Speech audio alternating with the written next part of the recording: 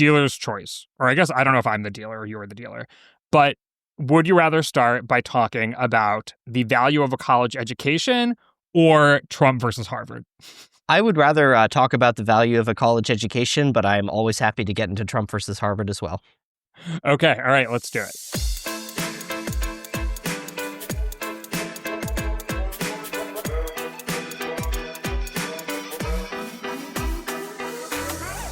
Hello and welcome to the GD Politics Podcast. I'm Galen Druk.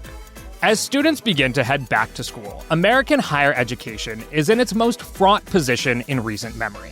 Most prominent amongst the challenges is President Trump's pressure campaign against elite universities. There have been federal funding freezes linked to accusations that schools haven't done enough to stem anti-Semitism and remove race considerations from admissions. There have also been cuts to scientific research, roadblocks for international student visas, and new limits on federal student loans. There are also broader concerns about higher education that predate Trump or have little to do with him. The rising cost of tuition and whether a degree is worth it. The growing gender imbalance amongst those who graduate. Women now receive about 60% of bachelor's degrees in the U.S. And to top it all off, there are emerging questions about how artificial intelligence will change the value of a college degree and shrink the availability of entry-level jobs. So we're going to try to get to as much of that as possible today with our guest, Preston Cooper. He's an economist and senior fellow at the conservative-leaning American Enterprise Institute. He's also on the board of visitors at the George Mason University. Preston, welcome to the podcast. Galen, thank you for having me. It's a pleasure to be here. So did I leave anything out of my list of challenges facing higher education? Well, the list certainly is long and seems to be growing every day. The only thing that I would add is demographic change, the potential for declining enrollments in college simply because there are fewer high school graduates. And when you add that on to the top of the fact that more students are seeing college degrees as maybe not worth the cost the way they did in the past. Many colleges are going to face an enrollment crisis, and we could see enrollment slide significantly at some institutions, and some will probably close altogether. Okay, so you mentioned the value proposition of higher education for college students. This is an area of expertise for you. In fact, you've estimated the return on investment of 53,000 different degree and certificate programs across the country. That's bachelor's programs, master's programs, professional degrees, technical and associate's degrees, certificates, etc. So I am going to start with an overly simplistic question, and then we can unpack it a little bit. But is a college degree worth it today? On average, a college degree is worth it, but there are exceptions. A student who gets a bachelor's degree, graduates on time, pays a reasonable amount for tuition, and chooses a major that's not completely silly will probably be fine. They'll probably get a good economic return from their degree. But if any of those things are not true, so if you take longer than 4 years to graduate or you don't graduate at all, if you pay way too much in tuition, or if you choose a major that just doesn't have any labor market value, that value proposition starts to look very questionable. And we do see that sometimes students who pursue a college education end up worse off than they would have been if they had never gone to college at all. That's not the majority of cases, but it's certainly a big enough minority of cases that it's cause for concern that some students are not necessarily receiving the value from college that they were promised, and that is leading to questions about the value proposition of college overall. What really struck me is not so much what your research shows about bachelor's degrees. In general, bachelor's degrees do show a return on investment. In fact, 77% of the bachelor's programs that you looked at showed a positive return on investment. Of course, 23% negative return on investment is a sad reality, but it's nowhere close to some of the other programs. In fact, it's master's degrees and also associate degrees that are far less likely to lead to a positive return. Why is that? That's right. So for both associate degrees and master's degrees, we see over 4 in 10 of these programs lead to a negative return on investment. So students are usually worse off for having pursued one of these credentials than they would have been if they hadn't gone to the university at all. For associate degrees, a big reason for this is non-completion. So there are a lot of community colleges out there offering 2-year degrees where the graduation rate is something around 20 or 30%. And if you don't graduate from college, even even a community college, you're often not going to get most of the benefits of the degree because you don't have the degree. And you often end up just wasting some time and money without really anything to show for it. Then at the other end of the spectrum, we have master's degrees. So master's degrees, the problem's a little bit different, but a lot of universities are offering master's degree programs for which they charge an arm and a leg. They're charging way more in tuition than they do for undergraduate credentials. And often the value of these credentials in the labor market really isn't that great. People are getting very small increases in salary from their master's degrees, sometimes no increase in salary at all. And that increase in earnings often is not enough to justify the often exorbitant costs of these master's degrees. I'll give you a good example. So Columbia University in New York, where you are, the Wall Street Journal reported a couple years ago, they have a master's degree program in film for which the median student debt is $180,000. The typical starting salary for graduates of this film master's degree program is just $30,000. So people owe 6 times more than they earn when they come out of this program. And they're simply never going to get a return on investment for programs like that. And unfortunately, that kind of thing is all too common among master's degrees, where universities will set up these programs, charge way too much for them, and then just not produce the economic value that students expect when they pursue graduate school. And to be clear here, we are talking about master's degrees exclusive of professional degrees. So if you are going to school to become a doctor or lawyer, of course, or if you're getting an MBA or something like that, that does not fall into this category, right? And in fact, amongst doctoral and professional degrees, the return on investment is just as good as a bachelor's degree. Yes, for doctoral professional degrees, so if we talk about law, medicine, dentistry, those do extremely well on the return on investment calculation. So most medical programs, will have an ROI that is close to $1 million or above over the course of the student's lifetime. So doctors and lawyers are doing very, very well. Even though those programs are expensive, they unlock access to careers which are extremely lucrative. So often people are earning upwards of $200,000 a year over the course of their lifetime. So they are getting a return on investment for those degrees. But you did mention MBAs, and I want to actually call out MBAs quickly because that's a bit of a special case. We actually see that the MBA does not have a great return on investment on average. So if you're going to one of the super elite MBA programs, so the ones at, say, Chicago or Penn or one of those other, very highly ranked universities, those MBA programs tend to do pretty well. But I think people mistake the outcomes of those elite programs for the average MBA program. And there are about 500 MBA programs nationwide, and most of those do not have anywhere close to the outcomes that you might expect if you're looking at, the elite programs. In fact, about 40% of MBA programs have a negative return on investment.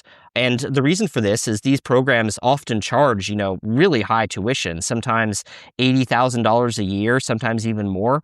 And often the benefits that students are getting in terms of earnings just are not that great. These students who are pursuing MBAs might already have a bachelor's degree in a relatively high-value field, such as business or economics or finance or something like that. And so the value that the MBA is adding on top of that often isn't that great. And so we see a lot of people who are pursuing these MBA programs do end up worse off than if they had not pursued the MBA at all, which is a very sad reality. We talked about a number of conclusions here, but I think this might be the point where we want to nerd out for a second and talk about the data that this is all based on. How are you able to determine what the return on investment of one particular program at one particular university is? Sure. So we are looking program by program, institution by institution to get this data. So there is a relatively new federal data set called the College Scorecard, which will basically report the median earnings for graduates of individual programs. So the film program at Columbia versus the political science program at Columbia versus the political science program at UNC. We can get that granular level of data for graduates of each of these individual programs. That data goes out about 4 or 5 years after the students graduate, so we can see the actual salaries for students in those programs 4 or 5 years after they graduate. And then we supplement that with data from the US Census to basically figure out, okay, so a person who graduated with this kind of degree, who is earning X 4 years after graduation, what do we expect them to be earning 10 years after graduation, 20 years after graduation, based on the typical trends for somebody with that degree type and that salary level. And we can use that data, combine that college scorecard data and that census data to basically create what we call the lifetime earnings profile for each program. So the typical graduate of this program, this is what we think they're going to earn at each stage of their careers. And we can compare that to what they would have earned if they had not gone to college at all. So taking into account, the place that the college is located. So some colleges are located in labor markets that are more expensive than others, the demographics of the types of students who are completing the program, the socioeconomic status of the students who are completing the program, and we can basically come up with an estimate of the increase in earnings that students who graduated from that particular program can expect. So their actual earnings versus their counterfactual earnings, what they would have earned if they had not gone to college at all. And then we can compare that increase in earnings to the cost of college. So not just the direct cost of tuition, but also the opportunity costs, the time you might be spending out of the labor force while you're pursuing that college credential.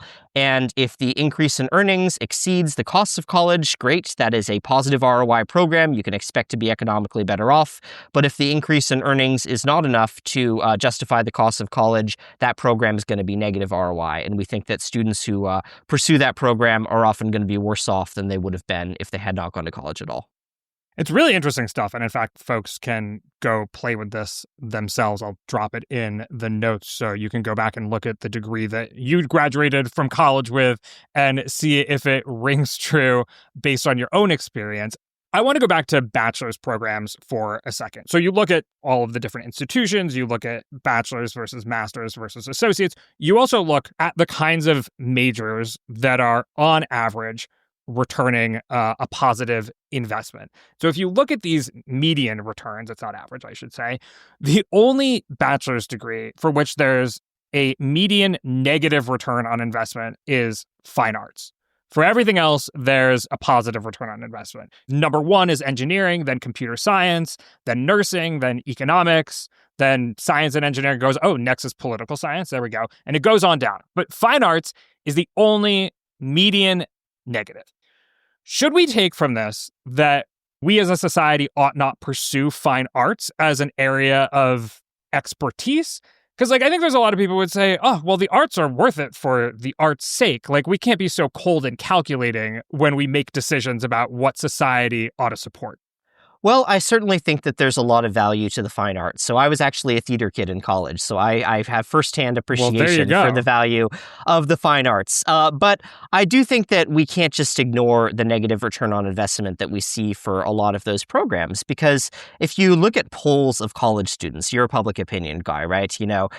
Most college students will say, most college students will say, if you ask them, what is their primary reason for going to college, they'll say some variation of, I want to get a better job, I want to increase my salary. They'll say other things are important too, but usually those economic considerations are paramount. And so if students are going into college with the expectation that no matter what kind of degree they get, they're definitely going to get a good return on investment and be able to earn a high salary, and then they major in fine arts and they find that they're disappointed from that, I think a lot of students will end up being resentful, and they might even, go back to their communities and say, hey, college wasn't worth it for me. And I think that might contribute to a lot of the distrust of college's value proposition that we're seeing right now.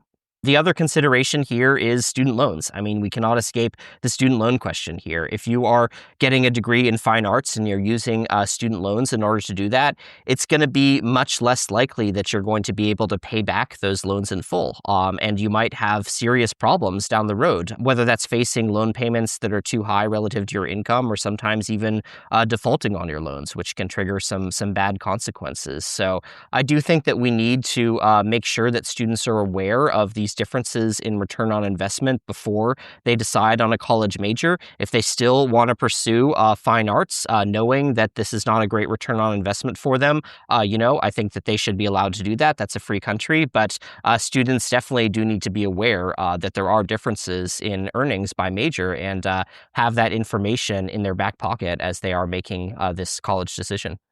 Apart from, I guess, just picking on fine arts here, there are things that don't show up in this data necessarily. I mean, I think the value of networking probably does show up in this data because if networking leads to better job prospects, then that will show up in salary and will be recorded by this. And so I think one of the arguments for some of these programs as well, you meet a bunch of people who will help you in your life, but you also meet a bunch of people who will make perhaps life more meaningful in general. College is a very particular time to make friends in your life. People who graduate from college are more likely to get married or be involved in civic activities in their community. How should we think about some of the other social goods that college contributes to that might not specifically be about income? I absolutely think those social goods are real. I made a lot of my lifelong friends in college. I think that that's absolutely part of the value of pursuing a traditional college education.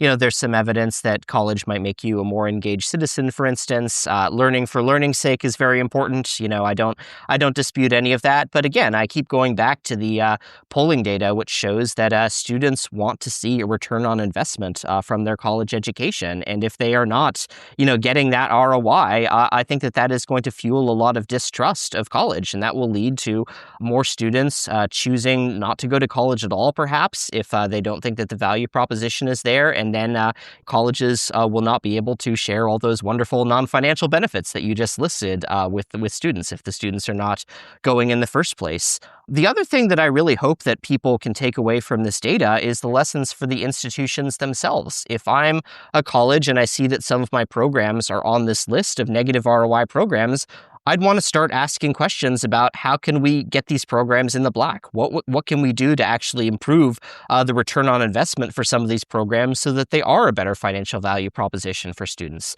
I mean, some programs like fine arts, it's going to be difficult for students to get a very high salary from those, but there are certainly things that colleges can do to improve the labor market value of their degrees somewhat to make sure students are getting higher earnings. One thing you can do is give students more support in finding an internship. There's a lot of data showing that students who do an internship tend to have better job prospects than students who don't. So could you potentially use that as a lever to try and improve the ROI of some of your programs? Could you look at the curriculum in some of these programs and see, is this really aligned with what is needed in the labor market right now? Are there ways to revamp the curriculum in order to make students more attractive to employers to increase their likelihood of landing a job?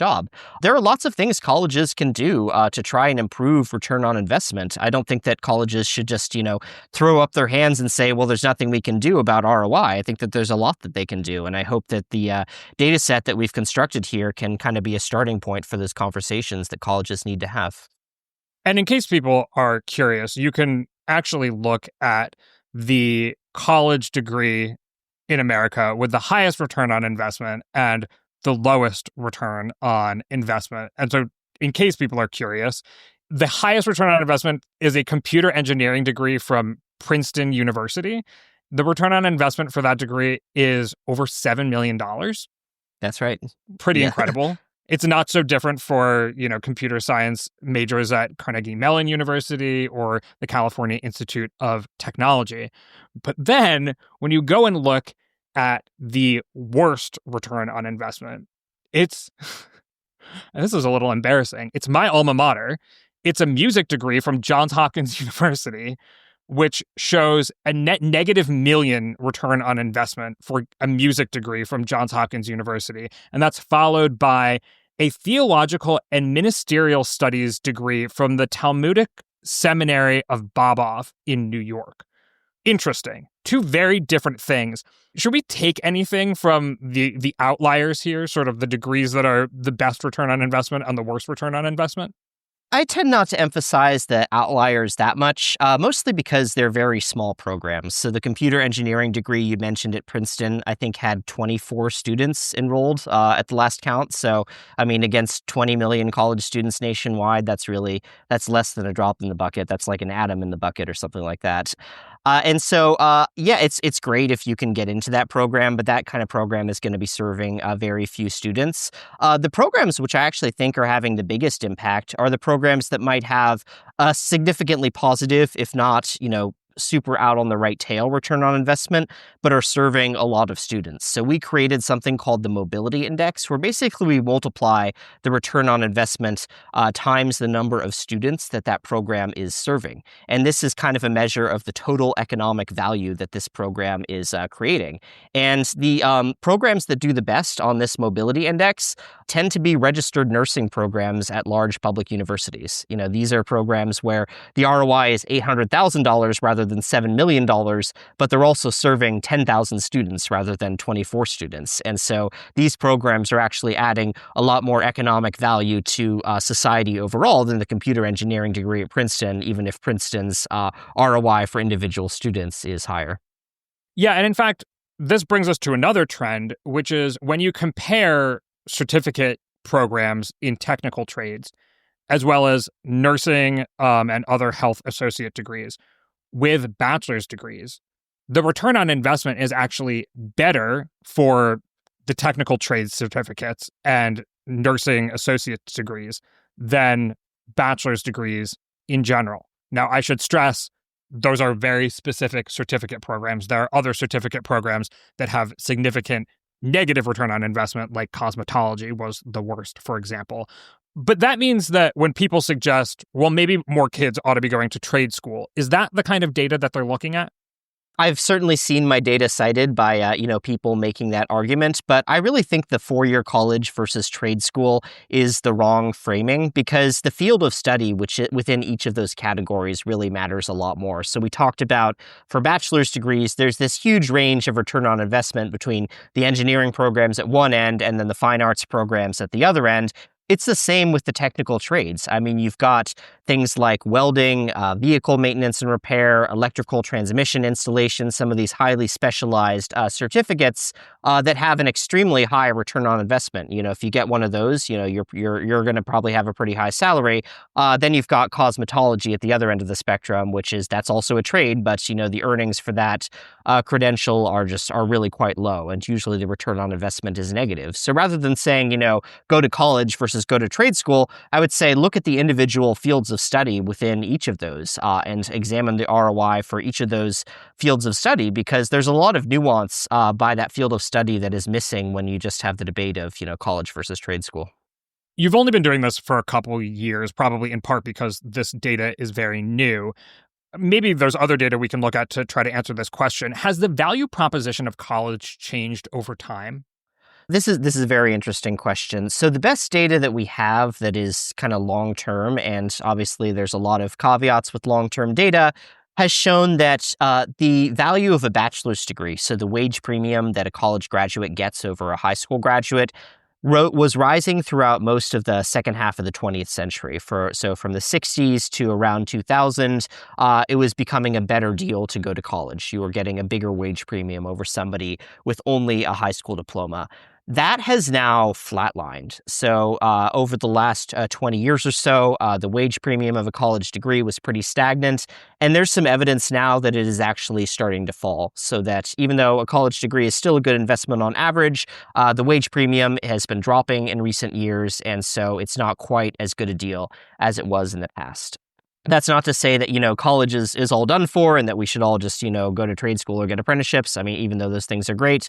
But I do think that it should cause us to question whether, a college degree is always going to be this very lucrative, economic opportunity that it sometimes has been in the past. And I think it really stresses the importance of looking at the individual degree, the individual credential that you want to get as a student, and seeing whether that credential in particular is a good investment rather than just relying on the average for a college degree overall.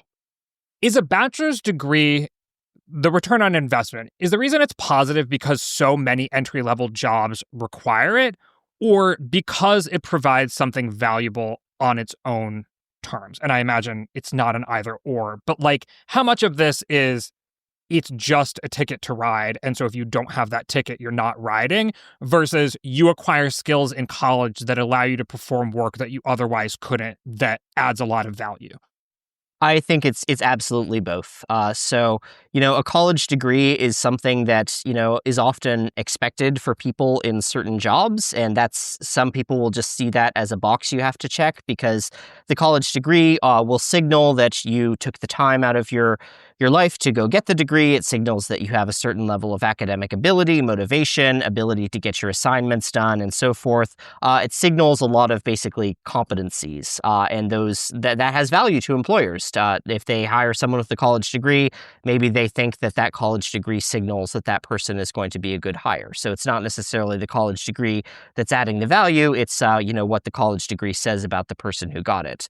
I think that definitely explains part of the premium for a college degree. I don't think you can ignore that, but I do think that the kind of human capital side of things, the skills that you're getting in college are important as well. I think that especially explains a lot of the differences between majors. When I see that, an engineering major has a typical return on investment of $900,000, I don't think that's all the signaling value of the engineering degree. I think that people really are, learning important things in engineering school that will help them, succeed in the labor market, will teach them skills that are going to be valuable to employers, valuable in the high-paying jobs that they're going to go on to.